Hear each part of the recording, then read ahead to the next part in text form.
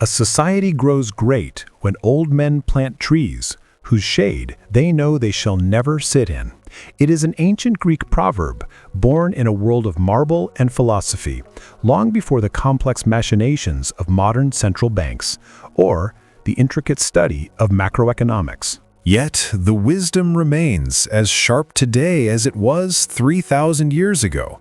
It speaks to the fundamental contract of civilization, the selfless investment in a future we will not inhabit. But today, we must ask a haunting question.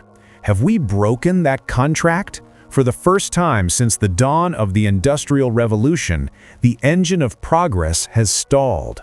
Successive generations are no longer becoming wealthier than their parents. Throughout history, there have been outliers, wars, plagues, and depressions, but in the aggregate, the upward trajectory of developed economies was a given. It was the Great Expectation. You would work harder, earn more, and provide your children with a life that eclipsed your own. Today, that expectation has vanished. For most young professionals, the pinnacle of their ambition is not to surpass their parents, but simply to replicate their lifestyle. They're finding it increasingly difficult to secure reliable careers, afford a dignified home, start a family, or squirrel away enough for a distant retirement. This is the great paradox of our time. The world is objectively richer today than it was at any point in the 20th century, the era when the baby boomers were busy forging their now unassailable fortunes. How is it that a world with more total wealth is producing generations that are systematically poorer? What is the underlying rot in the foundation? Is this a temporary glitch, or must we accept that every generation from here on out will be poorer than the last? And perhaps most cynical of all, does any of this actually matter if we all eventually inherit the earth anyway? Imagine you are standing at the threshold of life. Is it better to be born into a massive crowd of peers, a large cohort, or a small exclusive group? Standard economic theory suggests that small is better. A smaller generation means less competition for everything. Fewer people fighting for the same jobs, fewer bids on the same houses, more breathing room in the classroom, and less strain on the planet's finite resources. Yet, the baby boomers defy this logic. They were part of the largest population explosion in human history, yet they emerged as the wealthiest collective to ever walk the earth. Lord David Willetts, a British politician and demographer, offers a compelling counter-theory. In a democratic system, being part of a massive crowd isn't a burden, it's a superpower. It is the power of the ballot box. When the boomers were young, they formed a tidal wave of voters that moved in unison. In their youth, they voted for policies that nurtured the young, low-cost or entirely free higher education, robust family support systems, and a strong social safety net. They were the beneficiaries of a society that invested in its future. But as this massive block aged, their interests shifted, and the policies followed. As they reached the peak of their earning years, the voting patterns transformed. Suddenly, the priority was lower income taxes and less business regulation. They pushed for domestic industry protections to ward off global competition. They advocated for strict zoning laws, the Not in My Backyard, or NIMBY movement, which limited housing supply and ensured the value of their suburban homes would skyrocket. In the 1950s, a house was essentially a commodity. Most of the cost was in the bricks and mortar. It wasn't uncommon for the family car to be more expensive than the family home.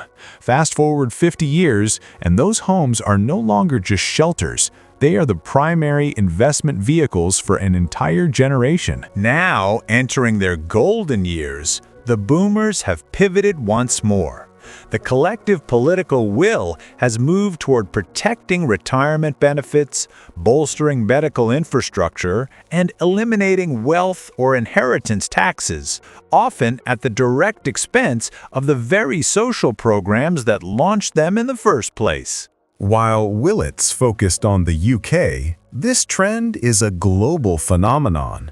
In Australia, the 2019 federal election was essentially decided by a single policy regarding the tax treatment of retirement accounts.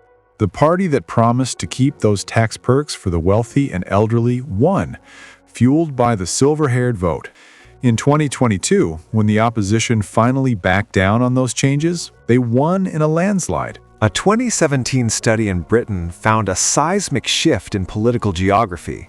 For decades, the divide was between the rich and the working class. Today, the most reliable predictor of how someone votes isn't their income, it's their age. This lifetime of favorable policy is a silent tailwind. Imagine the life of a modern millennial or Gen Z professional if they started their career without the anchor of student debt. That money, saved every month, is often the exact margin needed to save for a home deposit. But housing introduces an even deeper complication. The baby boomers weren't just lucky to buy houses when they were cheap. They were, as the saying goes, a big cohort in a small world. In the 1960s, the global population was a mere third of what it is today. Competition was scarce. In many Western nations, the workforce was predominantly male, meaning the pool of labor was smaller, giving workers more bargaining power.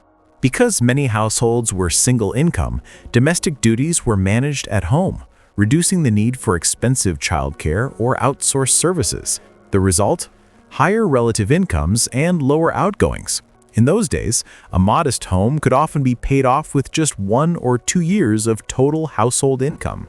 Yes, the 70s and 80s saw interest rates climb to staggering heights, but the math was different. In 1985, the median U.S. home cost roughly $82,000. Today, the median home is over $430,000. Even with a low 5% interest rate, you are looking at over $21,000 in interest alone. But here is the detail the inflation argument misses. To own a home, you must pay back the principal.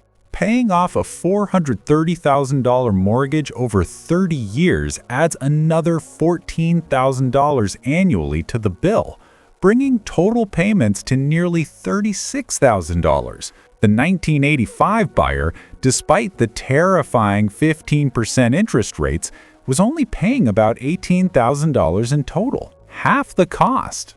If a 1985 buyer had committed the same percentage of their income that a 2024 buyer does, they could have owned their home outright in just 5 years.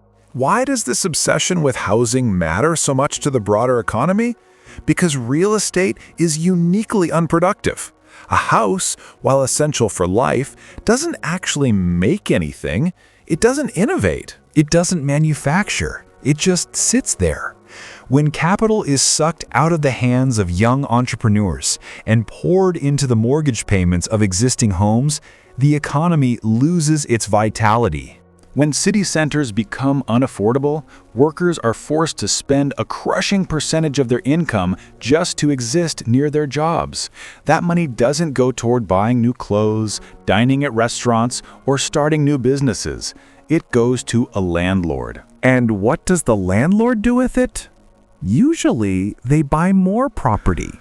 This creates a cycle where money is drained from the productive, innovative parts of the economy and shoved into unproductive assets. It also kills mobility. Today, over half of Americans aged 18 to 28 still live with their parents. They are financially tethered to their childhood bedrooms. If a brilliant job opens up in a different city, they can't afford to move. The worker loses an opportunity, and the economy loses a productive mind. The concentration of wealth and an aging generation isn't just a social grievance, it's an economic anchor. Some might argue this is a temporary problem. After all, you can't take it with you. Eventually, the wealth will be passed down in what economists call the Great Wealth Transfer. But there are 2 massive flaws in this hope. First, a huge portion of this wealth is tied up in small, private family businesses. These businesses often rely on the specific skills and daily presence of the owner. When the owner passes away, if the heirs aren't ready or willing to run the shop, that business and its contribution to the economy simply vanishes.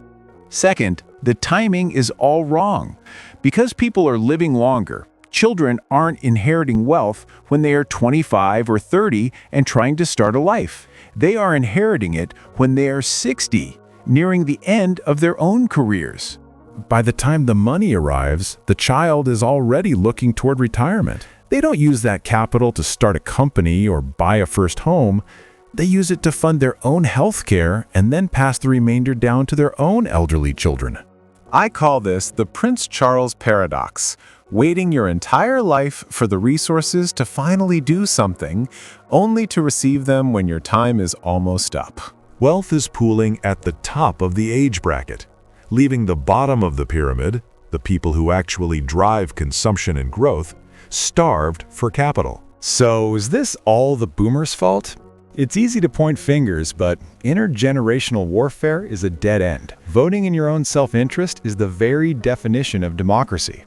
We can hardly blame a generation for wanting better lives for themselves. We must also acknowledge that the boomers lived through a unique historical Goldilocks period. The latter half of the 20th century was remarkably peaceful. Trade went global, energy was cheap and abundant. They didn't just bend the rules. They were the beneficiaries of a massive fossil fuel-driven economic expansion that may never be repeated. If we look at China, we see a different story. Their boomer generation is often called the lost generation. They spent their prime years in a dysfunctional economic system and were too old to reap the rewards when the Chinese economy finally exploded. Wealth there isn't just about voting power. It's about being in the right place during a period of massive growth. But the reality remains, our current system is favoring the past over the future. Whether it is through wealth taxes, estate reforms, or a radical rethinking of housing policy, something has to give. We cannot continue to be a society that consumes its own future to pay for its past. The proverb reminds us that a society grows great when old men plant trees for shade they will never enjoy. Right now, it feels as though the trees are being cut down to provide a bit more warmth for the winter of those who already have enough. If we want to restore the promise of the future, we have to start planting again, even if we never get to sit in the shade.